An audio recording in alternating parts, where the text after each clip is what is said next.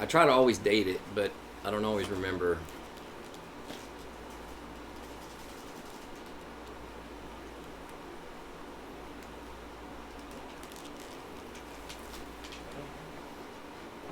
Okay. Welcome to Thursday Night Family Group at Justin's Lighthouse. It is August 18th. Welcome back. Tonight we're going to talk about how addiction affects the family. And we did this, I don't know, I think it's been a while, so I'm not sure anybody in the group or any of our families have even seen this one, but this is really interesting. It's a really good overview, I think. But hopefully you guys can give some input as we go. Let me start by reading this about delayed gratification. I love this. We may be searching for shortcuts to happiness. The road to life often takes us through painful places we would rather avoid. Some of us have gotten off the right track, lured away by hopes of faster and easier ways to the good life. Jesus faced this same temptation. He was destined to become the king of all the earth. The plan was that he would come to earth as a man, live a sinless life, die to pay for our sins, rise from the dead, and return to heaven to wait for those who would be his.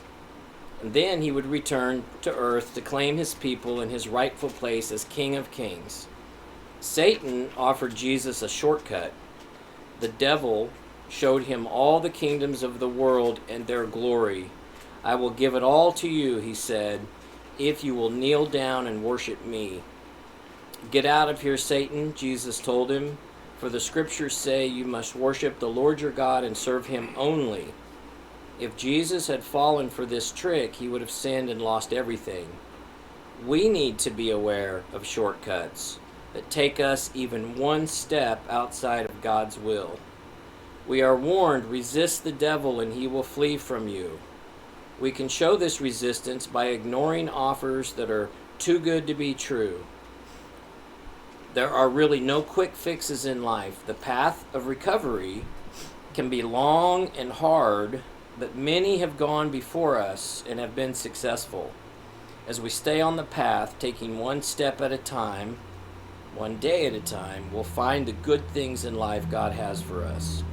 That just reminded me so much of just the early recovery process. You know, we talk about that so much in group, you know, but I just, you know, if I could just have it now, if I could just be in that new place now, if I could shortcut, if I didn't have to do all this other stuff.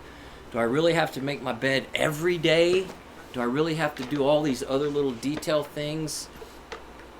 Yeah, we do. I like it. It's a long and hard road, but it only seems long and hard because we resist throughout this entire process until, you know, real surrender happens and we finally say, forget it. Just tell me what to do and I'll do it. You know, if we've got to get to the point of surrender, well, the big book talks about we have to be willing to go to any length necessary. And we need to be to the point of surrender where if, you know, one of our recovery leaders says, well, I think you should do 5 push-ups right now, we just don't even question it. We just go, okay, 5 push-ups. Because I know my thinking got me here, and so I'm not really sure what the solution looks like, right? If I knew what the solution looked like, we'd already fixed ourselves. Okay, so tonight we're going to talk about how addiction affects the family, and obviously that's a really complex topic, but I think this is a really good overview for everybody to just kind of recognize some things. Maybe you want to add some things. You may not recognize everything, but it's pretty darn close. And to me, that's the neat thing about recovery is we tend to think that our situation is so unique. You know, no one will understand my set of problems. I've got a special set of problems, and I require a special set of solutions. But in reality, the dynamic of addiction it's very, very consistent, which means the recovery solution is the same for all of us.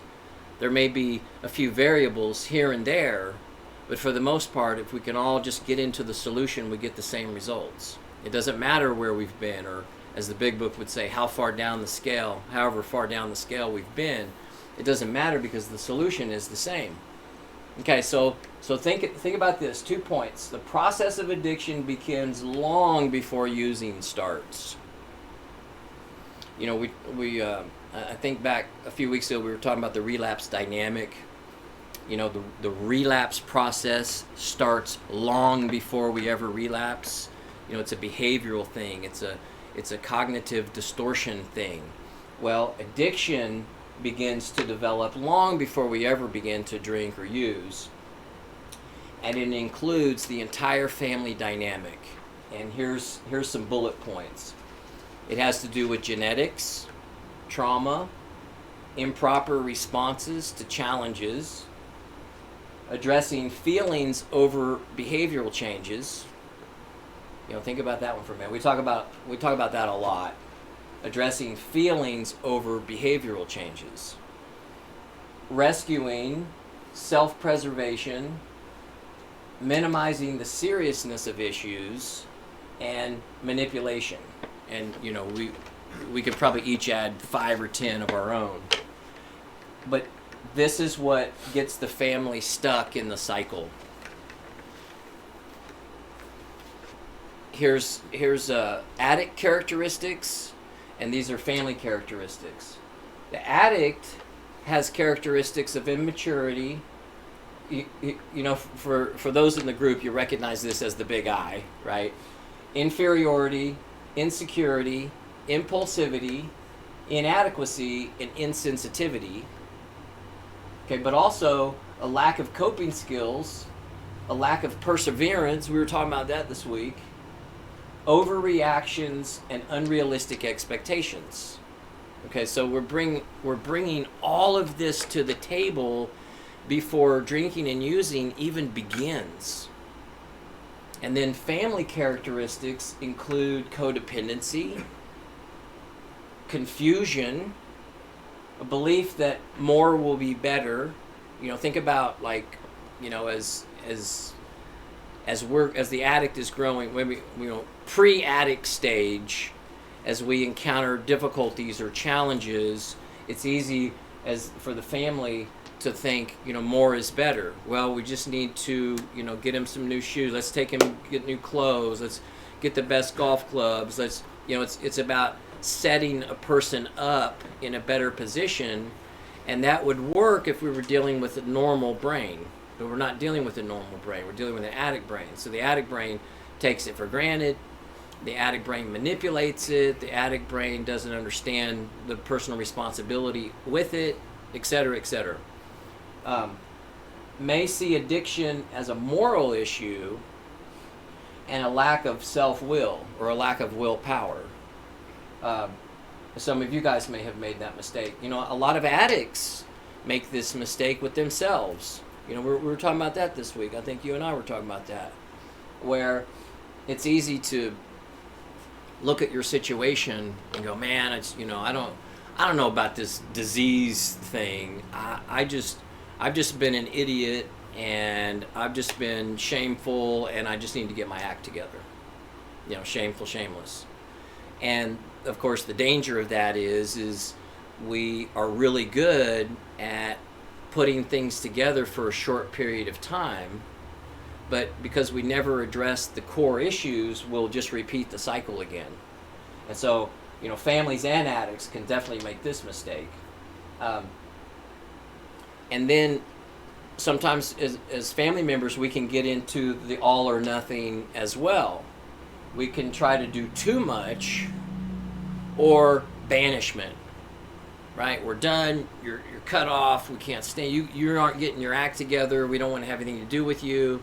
And for this group, that may sound, you know, foreign, but it's actually very prevalent in recovery. A lot of families, they're not willing to understand addiction, and they will literally just cut all ties with the addict, because they're viewing it as a willpower issue. They're viewing it as if this person doesn't care, they don't love us, they don't give a crap about us, they're not taking any responsibility, etc., etc., and so the families just cut them completely out. And that's sad. And those addicts can get better even though they get cut out, but it's that much harder. Okay, getting back to families, do things that would work on a normal person. And, normal is in quotations. I haven't met that normal person yet, but apparently we can strive to be at least a little bit more healthy than we have been. And then the last one is simply don't understand addiction, which is good news because not many people do understand addiction. Heck, professionals haven't really thoroughly understood addiction until the last 20 years because we've been able, not me personally, but researchers have been able to do some pretty insane research. One of the things, I won't get too far off track, but one of the reasons we know what we know about the brain is because researchers have actually brought in addicts and alcoholics in various stages of addiction and gotten brain scans when 20 years ago that was unheard of. Nobody wanted that liability. I don't want some high tweaker in my laboratory. Nobody would touch it. So it was all theory. We were guessing. But there's the director of the National Institute on Drug Abuse. What's her name? Nora Volkow. She was really the first person to start bringing people in to her laboratory in a state of craving, in a state of complete abstinence, while they're using, while they're withdrawing, and getting thousands and thousands and thousands of brain scans.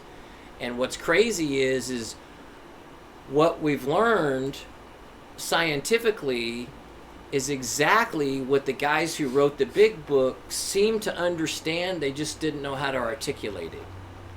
So instead of using the word disease back in 1939 when they wrote the big book, they used the term allergy, right? Because they could recognize that there had to be something else with this otherwise normal, healthy, bright, functioning person, but yet they cannot overcome their drinking problem. There has to be something else. And so they referred to it as an allergy. But now we know that something else is in fact a breakdown in the brain, which we'll get into. This group has seen some things, and we've got a really good PowerPoint that we can show, which I'll probably do pretty soon. Okay, so there we are, and then we end in trauma. The whole family is dealing with trauma. Both parties are affected by trauma because of the addiction process. Now remember, this is all taking place before the person is even using, and then once drugs and alcohol get introduced, and the average age is, today the average age is about 12. I mean, I've heard some crazy stories. Each one of you, you can share it or not share it, but 12, 14, and that doesn't mean, that's when, I'm full on, got to drink, whatever, 2 or a fifth a day or whatever. But the introduction to drugs and alcohol begin around the age of 12. And it couldn't be as simple as, just smoke some weed with my friends and that was it. And then you don't go back to it for 4 years or whatever. I like to kind of put it in this context. Most clinicians would tell you that when using begins, the emotional maturity stops developing. But that's not all the way accurate. What actually happens is trauma happens first. And we're going to do trauma next week, so this will make more sense to you. Trauma begins. Once the person is impacted by trauma, then fast forward a couple of years and they have an opportunity to use and they feel relief. That's what begins the using process, which ultimately turns into an addiction. Okay, so when we talk about trauma, and this, we're not really getting into trauma tonight, but let me just scratch it. All it takes to have a traumatic experience is any experience in which the person feels fear they can do nothing about. And the fears that we're talking about people tend to go, oh, well, I haven't had anything major in my life, I just don't understand. Trauma is as simple as a perception. Okay, so the things, well, let me get back to the fears. The three fears that we have are not getting something we want, losing something we thought we had, or getting caught for something that we did, or the fear of being caught, being found out. Well, let's take that one for example. Addicts, we tend to be so insecure in the first place. And so we almost live in a state of being afraid that somebody's going to find out I'm not smart enough, I'm not fast enough, I'm not good enough, right? Go back to these characteristics. These are implanted in the addict, in the alcoholic. And this is why you can have siblings grow up in the same household, pretty much have similar experiences, but one seems to have very few life problems, but the one that is predisposed to addiction has a lot of emotional problems, a lot of cognitive distortions. So trauma comes about through perception. It doesn't have to be reality. It's how the person is perceiving that experience. And of course, when you're 7 or you're 10 or you're 12, you don't know how to respond to that. So we get really good at stuffing it.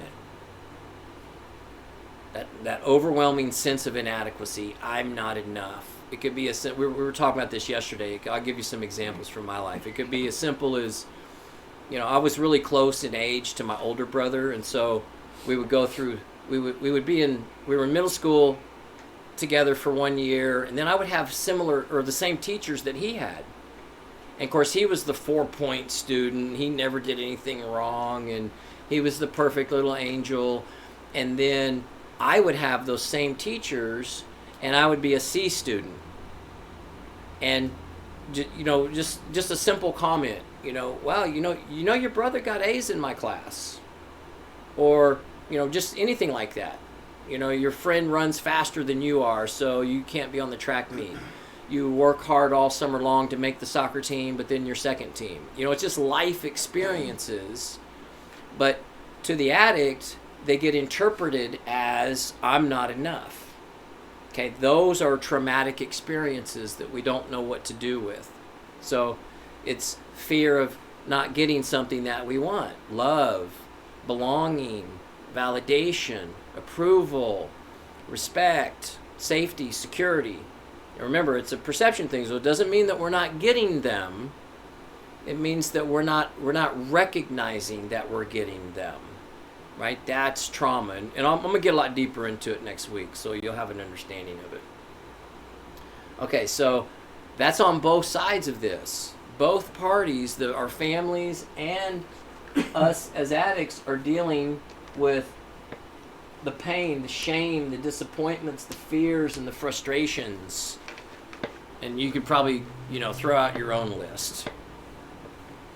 I was thinking about and then PTSD is now having a normal life experience that triggers an old response. That's all PTSD is.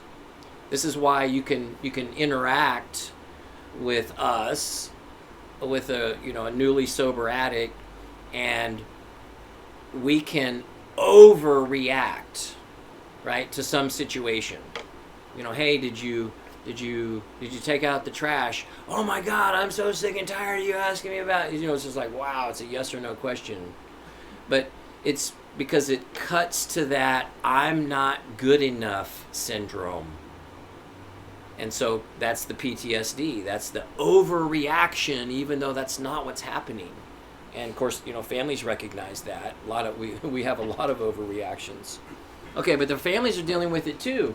I've heard a lot of moms share with me, to this day, if the phone rings after 10 o'clock at night, they just go into a panic because when the addict was out using, the fear that, they're going to get the call, your adult child was found, dead in a ditch, and we need you to come down and identify the body, or a doorbell ringing late at night. Years into recovery, can trigger that old trauma. So it's just about recognizing these things and understanding how to deal with them. And the way we deal with trauma, of course, is we just got to interject reality. And for the addict, so much of that is learning what that looks like. We're not really sure what reality looks like. We've been in survival mode for a really long time. Okay, the second point on trauma is these things don't all go away automatically. But sobriety makes it possible to begin working on them. I think that's I've observed it over the years. It's a very common misconception that, once the person gets sober, everything's going to be wonderful. And that's not even close to reality. Sobriety simply makes recovery possible. Recovery is about, I think the actual definition of recovery is a return to a former state of health. Something along those lines.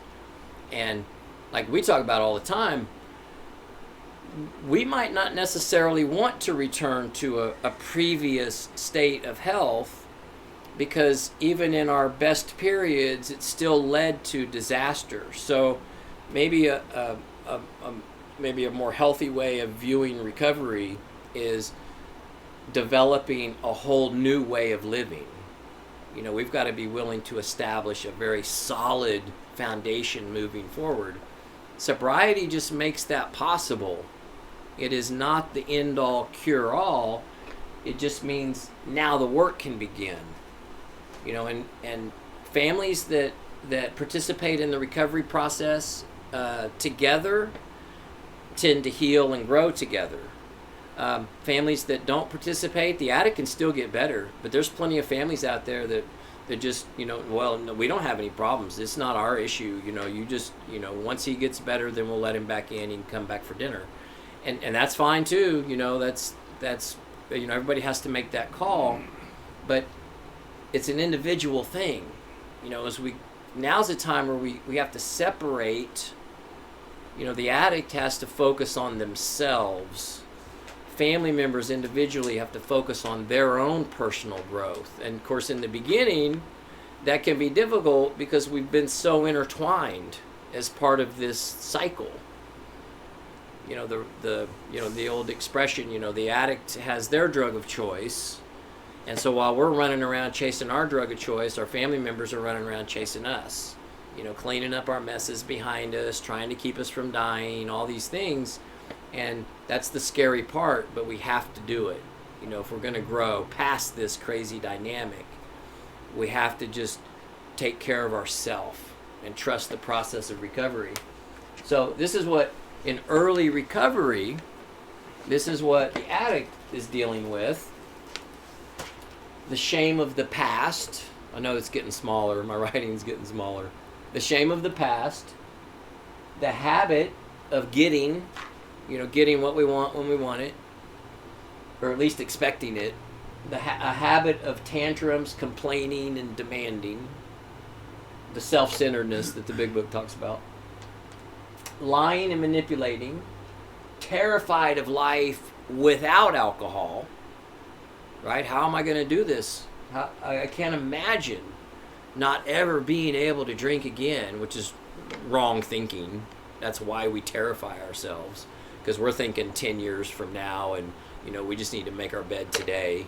We'll get to 10 years when we get to 10 years. A very childlike perspective.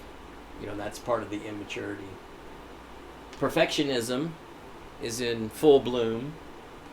Used to someone else solving our problems, right? I've got a problem, I don't know how to solve it. Poor coping, right? That's part of here. We lack coping skills, we lack problem solving skills, and a habit of running when challenged, bored, or restless, right? That's why we can have real short-term success, and then just the grind of life sets in. I got to get up, I got to go to work, I got to da-da-da-da-da. And in the beginning, it's exciting because it's a new experience, and so we're motivated to do it. But then as the feelings wear off and we start slipping back into that restlessness, oh, this is so boring, we cut and run. And so that in and of itself is one of the primary things that we have to change, obviously. But the good news is that kind of changes on its own, that works itself out as we begin to just take care of our little daily routine responsibilities. That's the sole purpose of that. Like in an environment like this, in early recovery. Just get up, da da da da da da da.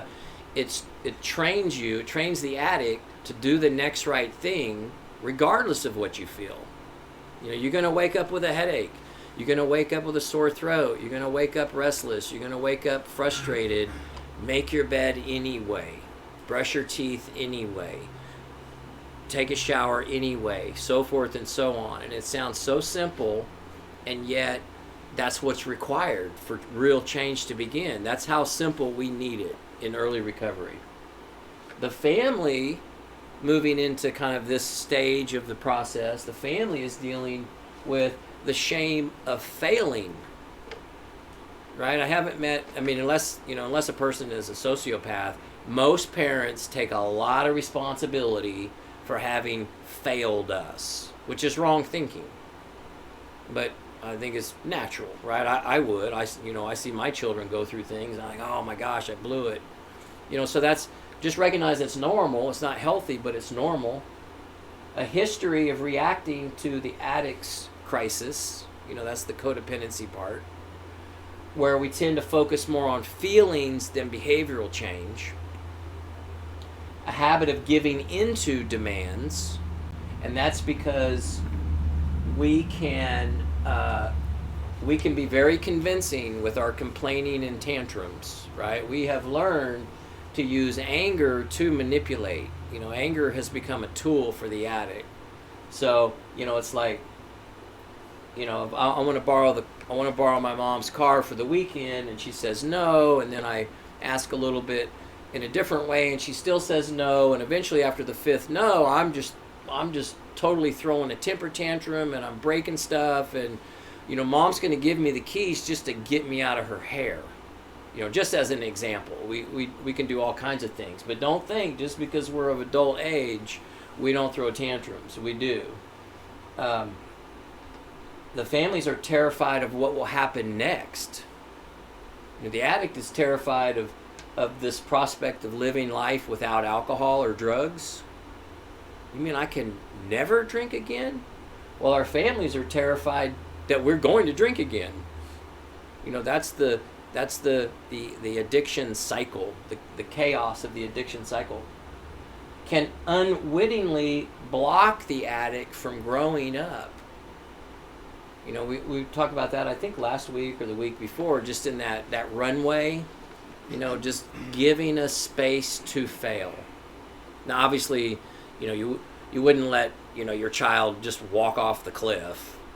It's okay to have kind of maybe some safety measures that we aren't aware of, but given a little bit more runway to fail, what tends to happen is we might start to fail, but then we finally get ourselves back up.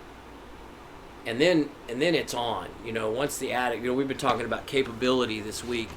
Once the addict really recognizes that they are capable of solving problems, then they begin to take that responsibility on, and the steam rises, and all of a sudden, we're flying when we never thought we could. And I've heard many addicts say, I'm tired of you treating me like a kid, and I've heard many families say, hey, we're ready to stop treating you like a kid if you just grow up. Just you start taking responsibility, and we'll stop treating you like a kid. The well-being is tied to the addict's comfort level, and that's in any relationship. Just think about that for a minute. But in recovery, it's so critical. Obviously we're thinking about how the other person feels. Obviously we want to help the other person feel better, to be more comfortable. We got to make sure we want them to have clean underwear and plenty of toiletries and a soft pillow, and there's nothing wrong with that. But recognize that in the recovery process, for it to be effective, we've got to start moving into behavioral changes. So that's why we talk about the the value for value relationship.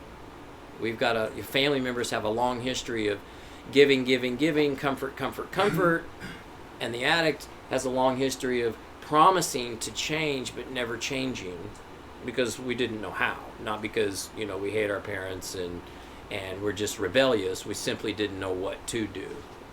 So we promise things and we just hope it'll work out, magical thinking.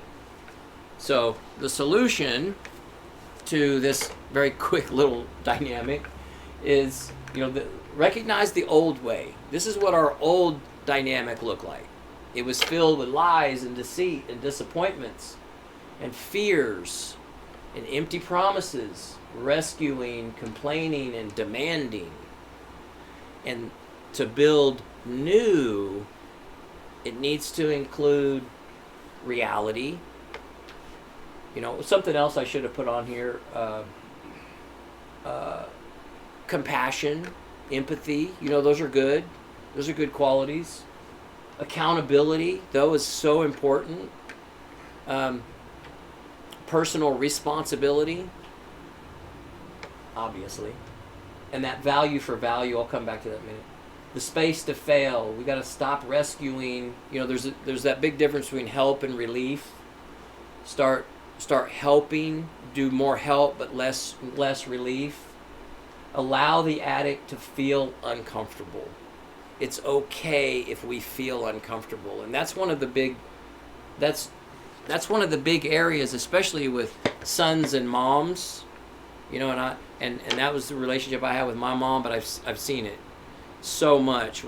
We men, boys, we know how to touch mom's hot buttons. And one of the things that Mama Bear is will most respond to is the idea that baby bear is hurting, right? Well, that's natural. That's a natural instinct. But in our sickness, in the addict sickness, we've come to learn how to manipulate that. And so, it's all in the phases. I know we haven't done those in a while, but one of the ways that we push those hot buttons is complaining. There's always, think about this. If you're having a conversation with us and the things that we're talking about, the lines in which we're complaining have a flavor of injustice, right? The world is doing me wrong. Nobody likes me. People are against me. I'm the only one that ever does anything. That's the manipulation, and actually we're going to do an entire group on just that one element of it. So it's about being aware of this, and the addict will do it. The addict developed it a long time ago. We don't even recognize it. But, rest assured, we do talk about it as a group. So that's the whole point. The addict needs to recognize the things that we do that we don't even realize we do. And our families need to start understanding some of this behavior so they can counter it in healthy ways, not just give in to it. And this is probably the best piece of guidance right here, and that is direct every situation back to their behavior. And I'll give you an example just like kind of from this environment. As we move towards phase 2 and kind of the newness is worn off and it's really time to start getting honest with ourselves and make some changes, we're going to naturally resist that phase 2. And so one of the things that we'll do to try to get out of it is we start complaining, we start being a victim of an injustice, we start going, my roommate never does his laundry, and I'm the only one that ever cooks dinner, and, injustice. And this is why it's so important for the families to not fall into that, but simply say, well, what were you supposed to do today?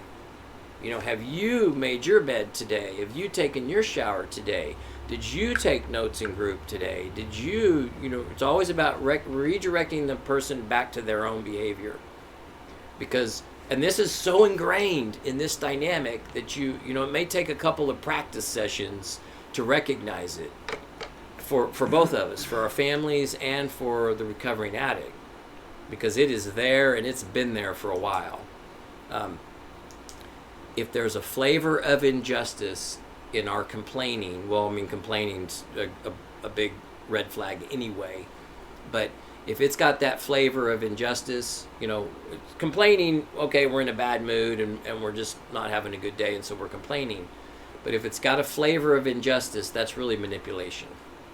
We're trying to get mom or whoever to move into a rescue position, right? Oh my God, how could I possibly be there anymore? It's crazy over there. Oh my God, those people. My boss, who was an idiot. He didn't know what he was doing. I had to quit the job, or whatever it is. It's a flavor of an injustice, and then Mama Bear is the one most affected by this, because we've been establishing this. Boys have been establishing this with moms since the beginning of time. Okay, so then 4 more points on the solution. Stop. From family perspective, there's a couple different ones here. From the family perspective, stop dealing with the addict based on past crimes. Meaning, and a lot of times, and that doesn't mean that everybody necessarily does that, but sometimes, sometimes our families have been so beat up by this process as well. And so the addict is focused on the past, our families are focused on the past, and we just both stay stuck in the past. We've got to just recognize this time as an end. It doesn't mean, there's not some things to talk about. It doesn't mean that, we've got some old things we might need to work through. But we've got to let the past end. It comes to an end now, at this point. And then focus on a new beginning. And what tends to happen is as we focus on a new beginning, new behaviors, new strategies, new ideas, with everyone working on themselves individually, then anything from the past that is legitimate, that needs to be dealt with, it kind of works its way into the future process. But staying stuck in the past will just keep everybody sick. And I put next to that, the addict also, because in early recovery, we tend to deal with ourself in the past, right? We're still judging ourselves. It's the top one, I think. We're still shame of the past. So we're just locked in the past. A good visual, I think, is the addict can stay stuck because we're either focused on the past or we're obsessing about the future. Oh my God, what about this, and then that, and then this, and oh God, what is December 13th, and how am I going to get there, and and we miss what we should be doing today. Just do today. Just do now. Next 5 minutes, just do the next right thing. And then another 5 minutes, just do the next right thing. Just do the next right thing. Stop stressing the past, replaying it over and over and over and over again. And then the other extreme, obsessing about the future. That's why people who have had recovery experiences have failed. Because we just couldn't get in this moment right here. We stayed stuck in the past, obsessed about the future. So this one applies to addicts also, the recovering addicts. Stop dealing with yourself based on past crimes. Accept this period as the end of the past. There's the wall. Just boom, it's over, it's done. Now, keep all dealings in reality. And that, especially with yourself, you got to get honest with yourself. And that can take some time because, again, we're not sure what that looks like. We're not sure what's important and what's not important. We were talking about this earlier this week with the group about how tripped up on details we can get. It's like the more analytical you are, the more self-defeating you can be. We can get so stuck on details that really aren't significant to whatever we're dealing with, but it becomes this stumbling block. So we've got to be willing to learn what reality actually is. We're either taking responsibility for ourselves or we're not. There's no in between. It's we're the example we were using yesterday is like, hey, I think you were on trash this week. Did you take out the trash? And normally we would say, oh gosh, I started to take out the trash, but I wasn't really sure what you wanted me to do with it, and I noticed there wasn't any other trash bags that I could put back in the trash can, and I'm just waiting on so and so to show up with the trash bags. When all we got to do is just say no. Did you take out the trash? No. Are you intending to take out the trash? No. Okay, well then I'll take out the trash. But we've lived in this gray area of, oh my God, I'm so afraid I'm going to get in trouble, and so everything is just like fantasy. None of that's necessary. We either take responsibility for it or we didn't. And we're so afraid we're going to get chewed out or whatever, bawled out, get in trouble.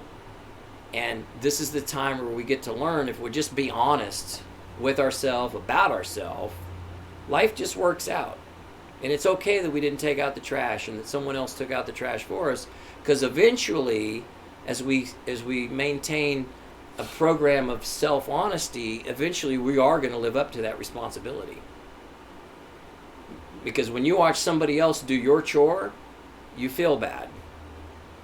But if you're given a space to self-correct, you will self-correct. But we need time. What we don't need is, oh my God, you loser, you never do what you say you're going to do. Well, here's a good little formula. Did you either did it or you didn't do it?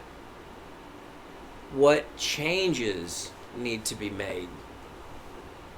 Right? And this is really, for the recovering addict to look at. Did you do it? Well, why didn't you do it? What changes do you need to make in order to fulfill that responsibility? And of course, right now it's so simple, but it's not, because it requires consistency. Right? I was not accustomed to making my bed every day. I wasn't accustomed to, well, I guess I did take a shower every day, but just keeping a very consistent routine day after day after day after day after day is so boring. It seems so unexciting. It's so uneventful. And yet, that's how adults live. Adults spend 80% of their day doing things they don't want to do, but they do them because they're important. A child spends 80% of their day doing what they want to do, and then 20% of their time avoiding what they don't want to do, right? The old 80-20 rule. And so in recovery, that's a very real, ratio. So in recovery, we're just learning how to flip that around. And it has to start simple for us, or we're not going to get it. We're not going to get it.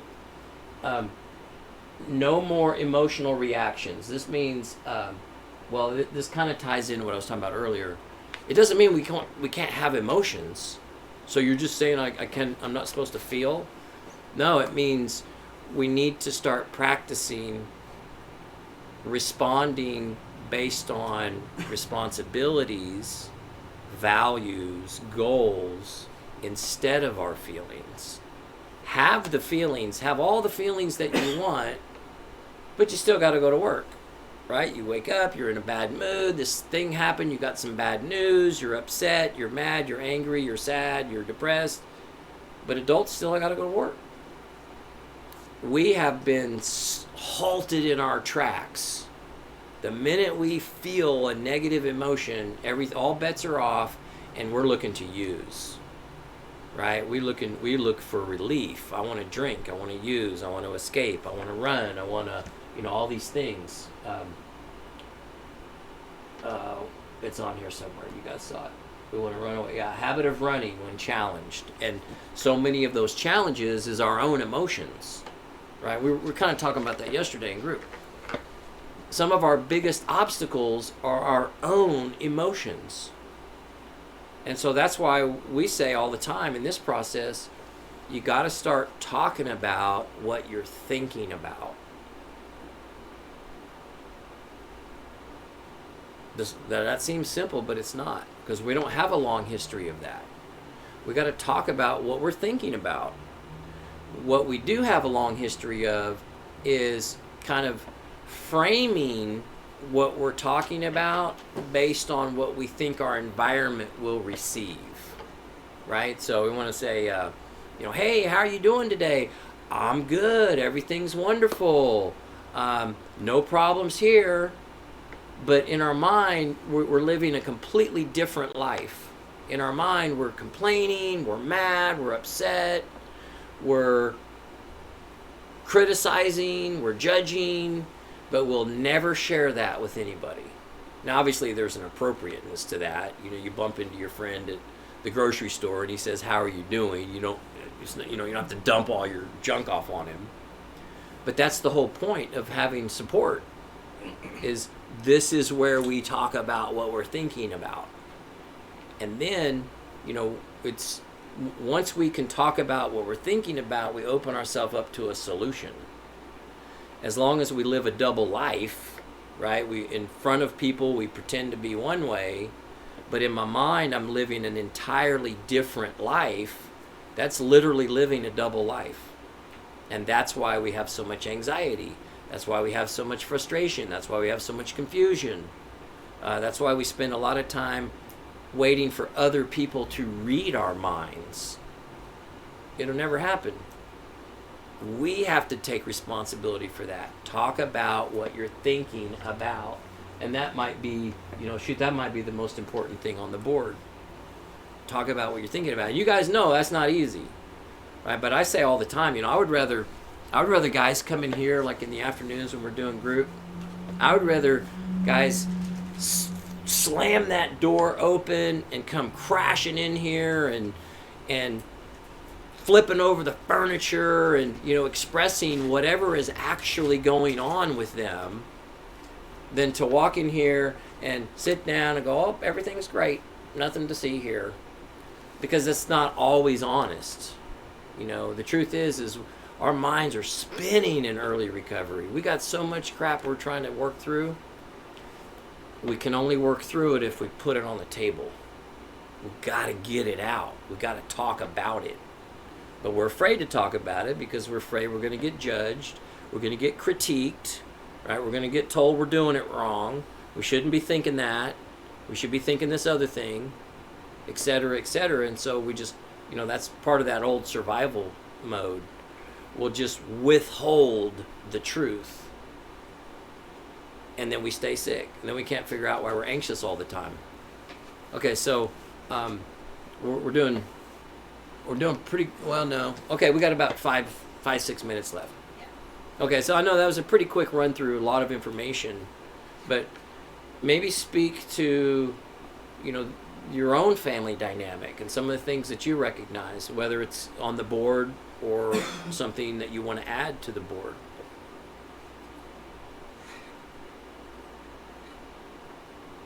What do you see? I'm going to call on you guys. I'm going to call on you guys. Why don't you go first? I definitely like the moral issue or lack of willpower or just plain don't understand. I see that a lot with like me and my grandparents. That, yeah. And not that they don't want to understand or care. It's just like they just, Yeah. Especially with my grandpa, he's almost like 83 or whatever. And Yeah. he's just that mindset. It's just no new knowledge. What he knows is it, kind of thing. And it's fine, But I remember when I got out, before I went down to Florida to live down there for a little bit, I was going to meetings every day and doing good, nothing out of the ordinary. And he was I'd go to an 8 o'clock meeting. I'd be walking out the door. He's like, You know, just always running out of the house, like always, and say stuff like that, or say like, I just already feel like you're surrounding yourself with the wrong people again. And it's like, what are you trying to, like saying about people at the meeting. It's wow. Like, all of them are sober. Yeah. It's like, if you think that they're bad influences, what are you trying to say about me? Right. And that would cause tension. That's one reason why I just I was impulsively ran off to Florida. It's like, I can't live here. Yeah. Yeah. It's like, and that was me not being understanding, and not me, which so yeah, I don't know, that's just. Yeah, don't be so hard on yourself. It just is what it is. Right. Your granddad's, he's old school, and, that's okay. Right. And just trying to be, appreciate who he is, Yeah. appreciate that he does care, he does, in his way he cares. Yeah. And I just have to respect who he is and how he is, and not blow up on him, because we don't get along hardly. I mean, we do, but we don't. Yeah. Just for lots of reasons. Are you a lot alike? That's what people say. Yeah. Yeah. But, I don't know. Yeah, I mean, I see that a lot with, my grandparents. My mom doesn't quite, she's learning to understand. Through the journey, she's learned a lot more. Yeah. At my journey. Yeah. She understands a lot more than, like, when I first went to somewhere, like that John 3:16 place. Like, to now, she understands a lot more. Right.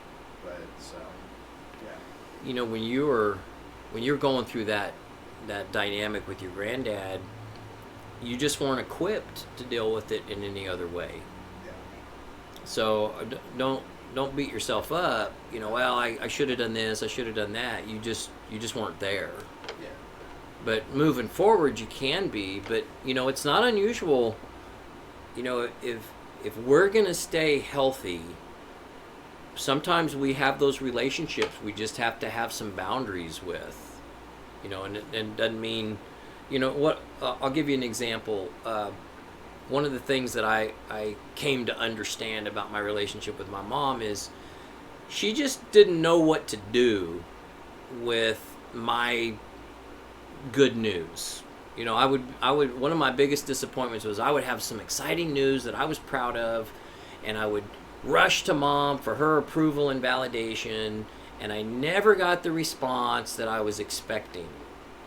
So that starts with my unrealistic expectations, needing, if I could just get my mom's stamp of approval, then everything would be good. And for whatever reason, I didn't feel like I got that. So as I started becoming more self-sufficient in my own emotions, I stopped needing her approval for things like, whatever. Oh, I got this thing. And it completely changed our relationship. Before she passed away, we had a completely different relationship. Even though she really hadn't changed much, I was changing. So I was able to deal with her in a different way. And so much of our unrealistic expectations is centered on really needing the approval of this other person. But the more you get comfortable with you, then you can just let the other person be who they are. Like your granddad, and he's got a lot to offer. You really admire him, and he's got a lot still to teach you, and so that's a really cool relationship to have. Yeah, and I think just also on top of what I said too, it's just like, but that whole situation is like I was like I'm doing what I'm supposed to be doing. This is what everybody tells me I need to do: stay sober, go to meetings, all this stuff. It's like, yeah, but I'm still not doing it. Still right. not enough. According to you, I'm still not doing it right. You know what I mean? It's like, what do you? And then it's like, what do you know? And I'm getting riled up thinking about it. But it's like, it's just. But yeah, it's like that one person. I don't give a shit what anybody else thinks. It's like, why can't he just see like, okay, he's actually trying? No, it's like, he's going out the door to a meeting. Right. You're already. What are you doing? You're always running out of the house, going to these meetings, whatever that is. All right. It's like, why don't you come with me and see? You should be cured by now. Right. Yeah. Or whatever he thinks. I don't know. That's funny. My mom did the same thing when I first got sober. She's like, you're going to go, you stop to go to those meetings? I'm like, yes, Mom. I'm going to be going to those meetings forever. That's where I get my help. Right. And she's like, well, I thought that's where all the people go to drink. I said, no, that's where they go to not drink. And I guess they thought, maybe they think that that's where all the alcoholics hang out at. It's like a but drinking they're social going there club. to solution. It's a solution, not, drink. Well, it's like my grandpa always throws it in my face too. Like he used to smoke years ago, like before my aunt was even born. My aunt's the older sister of my mom. He's like, when cigarettes hit $1 a pack, I said I'm done. And that's like what he says when we talk about the disease. Like, Yeah. When he talks about my problems. He's like, I just said I choose not to smoke. It's Oh, like, yeah. I just said I choose not to get drunk anymore. Yeah. So Yeah. easy.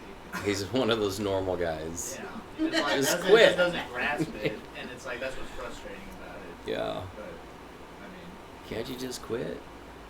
Yep. Yeah, so I mean that's a good example of just this dynamic, and we've got to just separate and just let everybody be who they are, where they are, what they are, how they are, and just work on us, and then everything changes. Well, how are we doing on time? It's 8 o'clock. It's In 8 a o'clock. minute. Does anybody else want to share anything?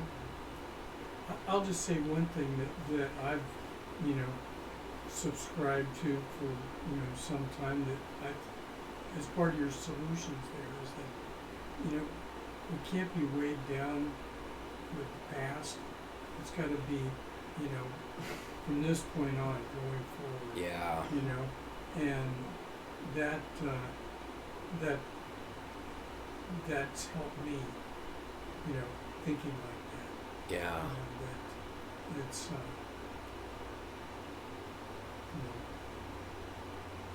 don't live in the past. So it works. It's a good formula. Yeah. Well, yeah. It keeps me sane. Yeah. Yeah. Yeah. That's awesome. That's good input. Well, thanks for watching on YouTube. We'll be back next Thursday where we're going to get more into trauma and post-traumatic stress disorder and how it applies to addiction. And we are out. Stop streaming. Are you sure you want to stop streaming? Yes.